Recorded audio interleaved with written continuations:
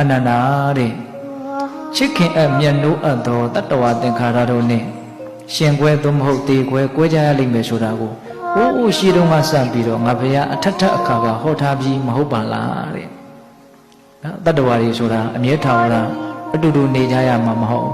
အခိုက်အတန့်လေးပဲနေကြရတာပါဒါကြောင့်နေရာတော့အခိုက်အတန့်လေးမှာမေတ္တာတရားနဲ့တယောက်ရဲ့အကျိုးကိုတယောက်လိုလားပြီးတော့အကျိုးရှိရှိနေထိုင်နိုင်အောင်ကြိုးစားရမှာခုကိုအမြဲတမ်းနေကြရတဲ့လူတွေအတူတူနေကြရတဲ့လူတွေဟာတကယ်တမ်းကတော့အမြဲထာဝရအတူတူနေကြရမှာမဟုတ်ပါဘူးအဲ့ဒါလို့အမြဲထာဝရအတူတူနေရမှာမဟုတ်ဘူးဆိုတဲ့ဒီအမှန်တရားကိုစဉ်းစားမိခြင်းဒီပင်လျင်ဆက်ဆံရေးကိုပို့ပြီးတော့ပြည်လည်နိုင်စေတယ်လို့ဦးဇင်းထင်တယ်ဟုတ်လားဒါခဏပဲဆိုတဲ့အတွေးဟာနေရာတုံးကလေးဆိုတဲ့အတွေးကစိတ်ကိုနူးညံ့သွားစေတယ်တိမ်မွေ့သွားစေတယ်နော်မေတ္တာကရုဏာကိုဖြစ်ပေါ်သွားစေတယ်ဟုတ်လားဒါကြောင့်အတူတူနေကြရတဲ့ပုဂ္ဂိုလ်တွေနဲ့ပတ်သက်ပြီးတော့ညာတော်အဖြစ်လူသားတွေဟာ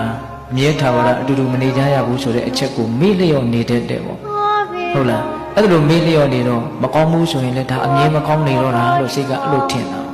ဟုတ်လားအဲ့တော့မကောင်းရင်လည်းပဲတုံတန်းမှာတီးမခံနိုင်ဘူးကောင်းတယ်ဆိုရင်လည်းအလွန်မင်းဆွဲလန်းနေတကယ်တမ်းကကောင်းသည်ဖြစ်စီဆိုးသည်ဖြစ်စီအတူတူနေကြရတဲ့ပုဂ္ဂိုလ်တွေဟာအမြဲထာဝရနေခွင့်မရှိပါဘူးအဲ့ဒီအမှန်တရားဟာစဉ်းစားမယ်ဆိုလို့ရှိရင်အလွန်တရာမှလူတယောက်ကိုမြင့်မြတ်သွားစေလိမ့်မယ်တန်ရှင်းစင်ကြယ်သွားစေ